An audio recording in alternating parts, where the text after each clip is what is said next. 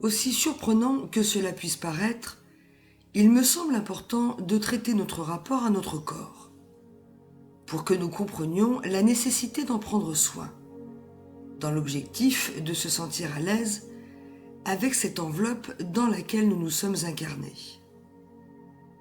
La confiance en soi n'est pas qu'intellectuelle ou émotionnelle. Nous pouvons aussi en manquer parce que nous ne sommes pas en harmonie avec notre apparence physique.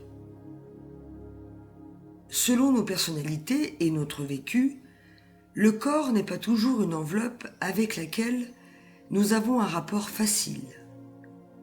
Nombreux sont ceux qui se battent avec les kilos en trop ou en moins. Chaque morphologie ne se vit pas avec la même aisance. Les traits de nos visages, la nature de nos cheveux, ne répondent pas toujours à nos critères esthétiques. En bref, le corps peut être tout simplement en désaccord avec notre miroir intérieur. Et cela a une réelle influence sur notre équilibre psychologique. Car nos sociétés modernes, très axées sur l'image, n'aident pas toujours à une réelle acceptation de soi. Je vous propose, pour faire le point sur cet épiphénomène, de commencer par cet exercice. Tentez de jouer le jeu, car vous pourriez être surpris par vos observations.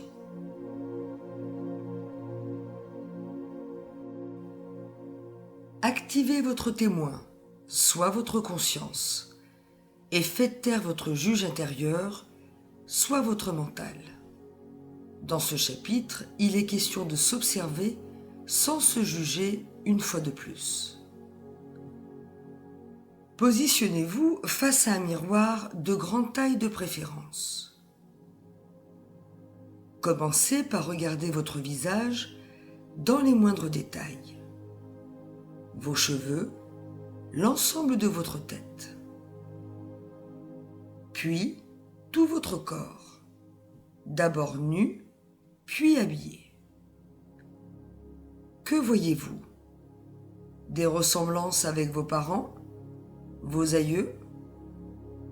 Aimez-vous vos traits, vos expressions, votre sourire?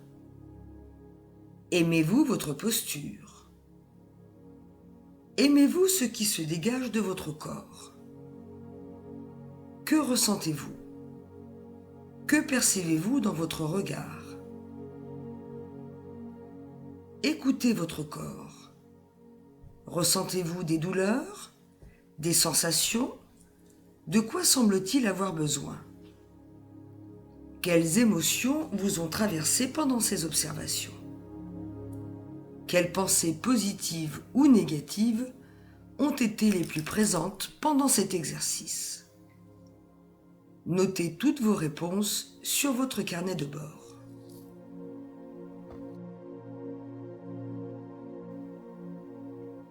Suite à cette première partie d'exercice, vous avez peut-être constaté que votre corps est un allié pour vous, dans le sens où vous appréciez votre apparence physique dans sa globalité.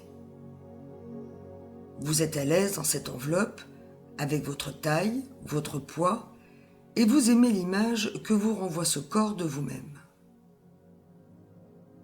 Vous aimez prendre soin de ce corps physique qui vous le rend bien, puisque vous vous sentez en bonne santé et en harmonie avec lui.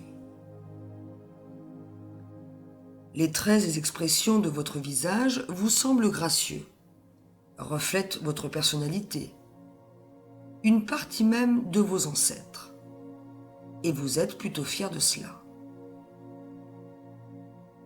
Voilà un point positif et non des moindres, qui va nous aider à ne pas alimenter des complexes d'infériorité vis-à-vis des autres, auxquels nous pourrions nous comparer, voire envier et jalouser. La comparaison en matière de critères esthétiques est tout aussi difficile à vivre que dans n'importe quel autre domaine. et elle n'aide en aucun cas à l'acceptation de soi sous toutes nos formes.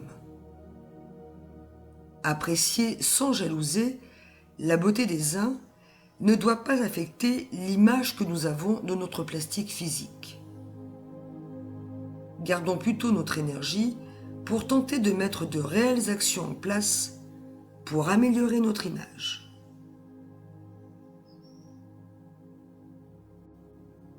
Nous avons un patrimoine génétique, une morphologie, les traces de nos origines en nous. Et bien que nous puissions admirer certaines caractéristiques esthétiques chez les autres, nous sommes en capacité d'apprécier tout autant notre image corporelle, sans faire uniquement le focus sur nos différences physiques.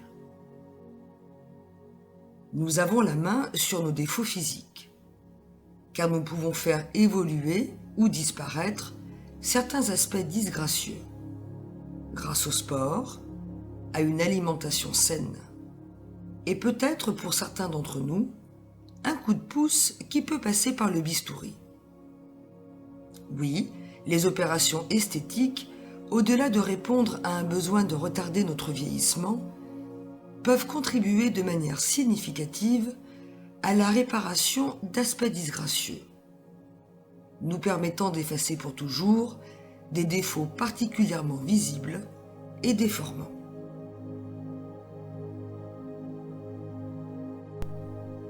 S'apprécier physiquement sans se considérer pour autant comme un top modèle est une vraie force personnelle qui va nous permettre de dégager de nous une belle aura, une attitude positive, un charme souvent plus intéressant qu'une plastique parfaite, qui peut s'avérer fade car parfois non expressive. Cette allure positive, ornée d'un look vestimentaire approprié à notre morphologie et à notre personnalité, va nous donner un charisme certain. Et c'est ainsi que notre corps physique va nous permettre d'être plus en phase avec les autres. N'oublions pas que cette image est celle qui est perçue avant notre caractère. Elle reflète une partie de ce que nous sommes. Et c'est en ce sens que nous devons lui attacher une certaine importance, sans forcément sombrer dans une extrême sophistication qui pourrait la rendre trop superficielle.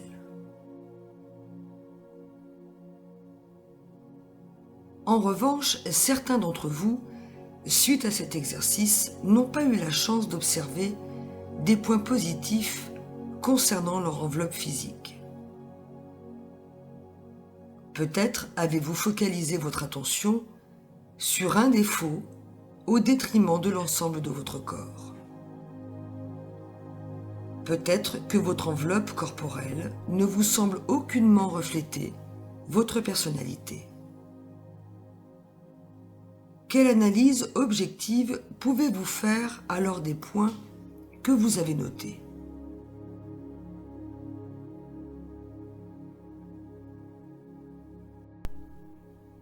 J'ouvre une parenthèse sur la dysmorphophobie, qui est un trouble de l'image de soi. Elle se caractérise par une angoisse irraisonnée, d'où son classement parmi les phobies, qui se focalise sur un défaut physique imaginaire. Sans une prise en charge psychologique, ce trouble peut avoir de lourdes répercussions sur la vie sociale ou la santé. C'est un trouble psychologique complexe au cours duquel un individu s'imagine avoir un défaut physique important. Il a une vision totalement déformée de sa silhouette, ou de ses seins, ou de son visage, au point parfois de se trouver difforme et monstrueux. Ce défaut imaginaire est la source d'une vive anxiété. La personne souffrant de ce trouble s'imagine que les autres ne voient que son défaut, qu'ils se moquent d'elle dès qu'elle a le dos tourné. Cela peut la conduire à s'isoler ou à entreprendre des démarches parfois dangereuses pour corriger son prétendu défaut.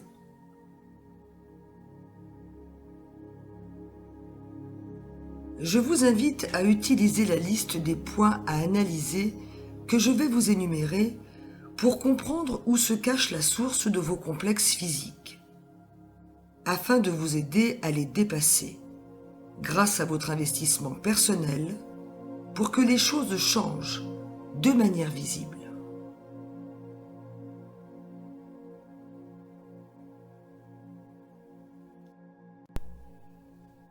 Êtes-vous prêt à écouter vos besoins primaires? La plupart du temps, avez-vous une bonne hygiène alimentaire? Si vous pensez que oui et que malgré cela, votre corps est trop maigre ou trop fort, il est probable que la raison de ce problème soit physiologique. Je vous invite alors à prendre rendez-vous chez votre médecin afin de faire contrôler votre santé. Certaines problématiques physiologiques peuvent être la seule cause de votre poids anormal. Certains d'entre vous, après leur rendez-vous et analyse médicale, prendront sans doute conscience que le problème n'est dû qu'à une mauvaise hygiène alimentaire. Je vous conseille alors de prendre rendez-vous chez un nutritionniste qui vous permettra une rééducation alimentaire. En effet, certains aliments et rythmes de vie ne permettent pas d'être dans de bons comportements en matière de nutrition. En prendre conscience et modifier ses habitudes ne peut que nous aider à embellir notre image, à nous sentir bien dans notre peau, vivre mieux et plus longtemps.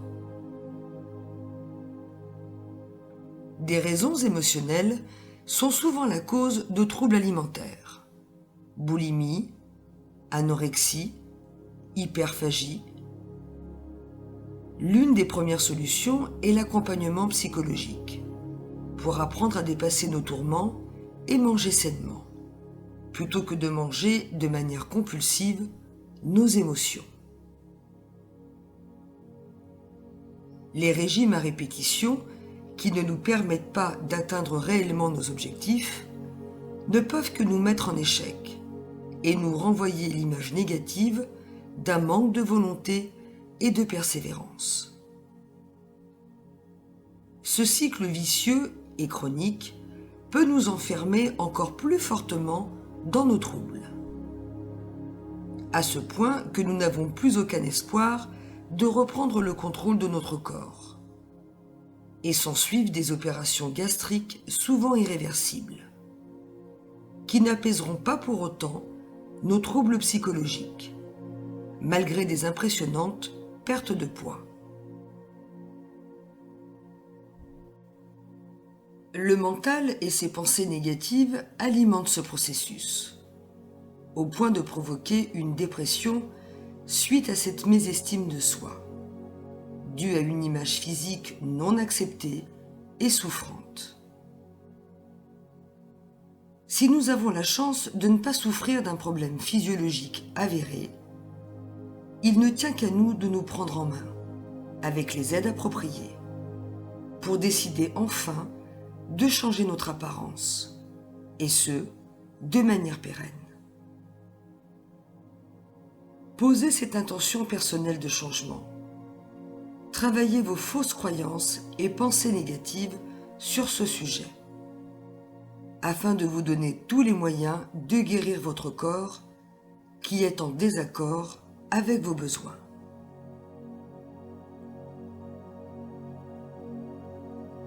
La plupart du temps, avez-vous un bon sommeil réparateur? Un bon sommeil réparateur participe aussi à notre bien-être. L'irritabilité que provoque la fatigue physique suite à une mauvaise récupération participe sournoisement à notre mal-être. La sensation de ne pas être en possession de tous nos moyens provoque une lassitude générale qui perturbe toute notre énergie vitale. Le cerveau a besoin de ce repos pour sa mémoire, sa concentration, pour que tous les niveaux hormonaux soient suffisamment régulés pour que nos mises en action soient satisfaisantes.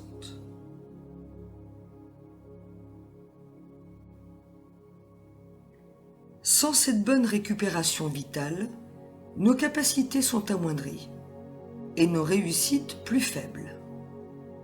Dans ce cas, il est difficile de trouver le courage d'avancer sereinement dans son quotidien. Et l'accumulation de nos sensations négatives peuvent provoquer à la longue une dépression. Des traitements naturels peuvent nous aider à retrouver un bon rythme de sommeil. Ne nous laissons pas envahir par des problèmes qui ont leur solution. Et réévaluons nos rythmes de vie pour les recaler dans une certaine norme. Si les causes de ce mauvais sommeil sont d'ordre physiologique ou émotionnel, il est urgent de consulter pour venir à bout de cette problématique qui causera d'autres troubles dans votre vie au fil du temps.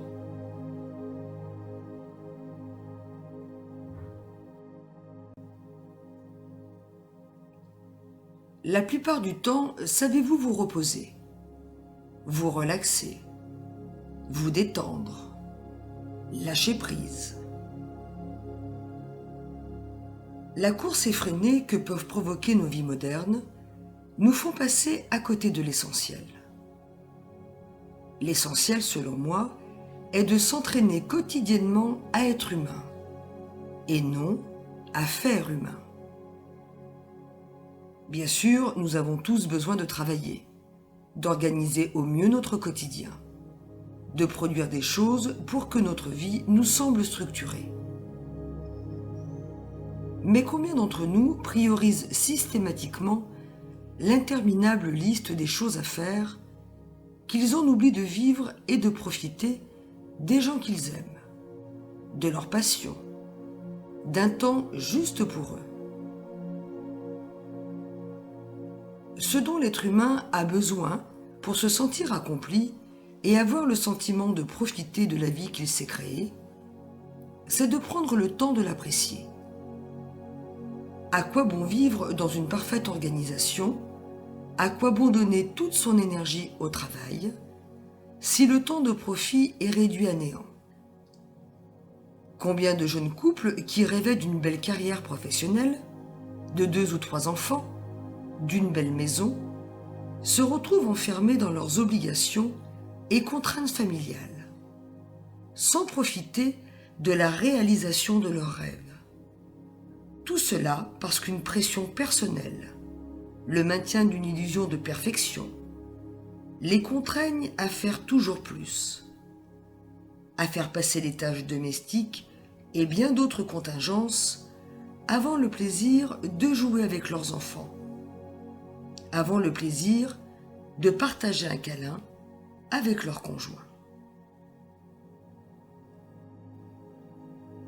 Ces attitudes extrêmes de faire humain nous usent au point de vivre des épuisements personnels, des burn-out professionnels, et nous poussent parfois à prendre des décisions dramatiques concernant notre carrière, notre couple, notre vie de famille, car plus rien ne semble ressembler à ce que nous nous étions promis, à soi-même et aux autres. Certains d'entre nous se sont persuadés au fil des années que toutes ces choses à faire sont des obligations immédiates, des urgences permanentes, qui entretiennent une anxiété souvent devenue pathologique. Je vous le rappelle encore, l'anxiété nourrit nos incertitudes, nos doutes, nos craintes nous concernant et concernant l'avenir. Elle nous pousse à croire que tout doit être contrôlé et parfaitement maîtrisé. Elle nous condamne à rester bloqués dans nos illusions de perfection et nous empêche de lâcher prise jusqu'à gâcher nos vies. Je vous invite à regarder les choses autrement à partir de maintenant. Pensez-vous vraiment que porter une famille et avoir une carrière professionnelle contraint tous les êtres humains à se sentir fatigués, frustrés, sous pression permanente. Ou n'est-ce pas la manière dont on perçoit les choses qui nourrit notre besoin insatiable de tout contrôler, sans déléguer, sans laisser au lendemain, pour entretenir cette fameuse illusion que nous sommes parfaits et irréprochables.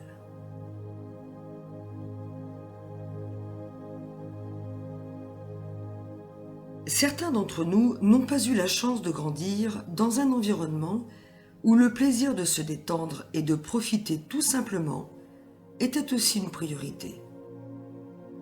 De ce fait, comme leur modèle, ils continuent cette course de dératé, pensant que c'est ça la vie, qu'elle est difficile, et nous devons souffrir pour nous croire accomplis. Cette injonction nous contraint parfois jusqu'à sombrer dans la dépression, issue des pressions personnelles que nous nous infligeons. Si nous ne faisons pas l'effort intellectuel de changer notre philosophie de vie, nos têtes dans le guidon nous feront prendre des murs, pour nous permettre de comprendre que le sens de l'existence humaine n'est pas vraiment celui-là, mais bien celui de jouir de chaque instant, et particulièrement du moment présent.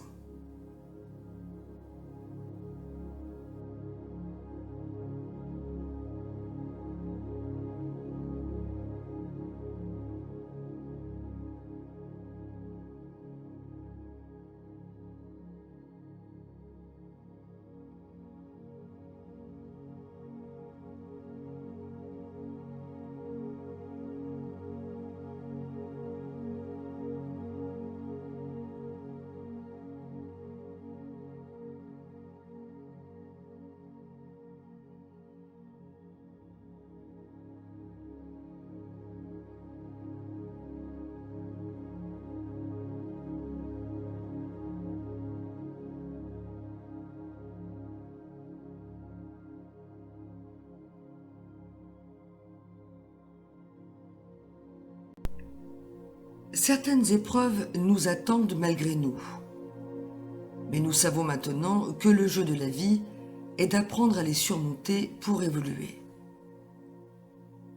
Néanmoins, ne serait-ce pas plus conscient de se préserver de certains remords et regrets, car nous n'avons pas su profiter simplement des gens que nous aimons si nous venions à les perdre un jour.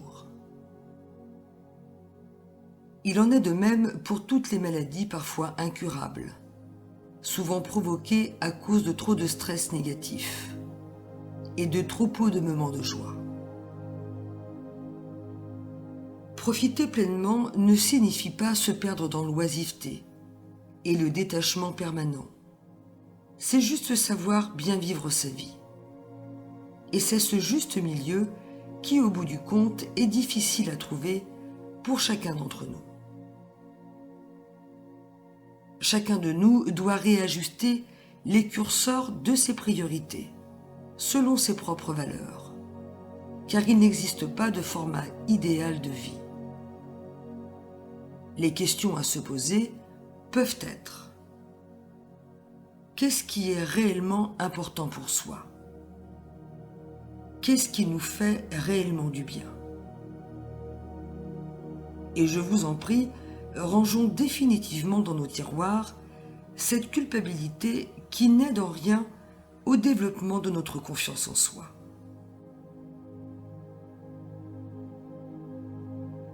Prenez le temps de noter dans votre carnet de bord, par ordre d'importance, ce qui a de la valeur pour vous, et analysez si ce sont ces domaines qui sont les plus investis et respectés actuellement. Si vous constatez que vous êtes à l'opposé de vos valeurs dans votre mode de vie actuel, il est sans doute temps de gérer votre temps autrement, pour que vous vous sentiez comblé plutôt que frustré, car la frustration est l'ami de la culpabilité.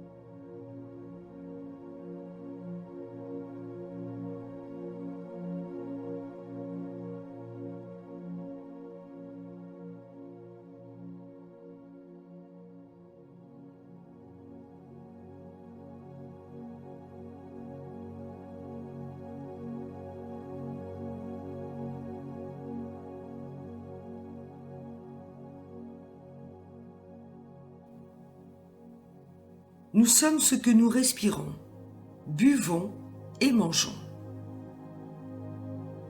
Le corps éthérique est l'énergie dont notre corps physique est constitué. Imaginez un réseau de courant énergétique.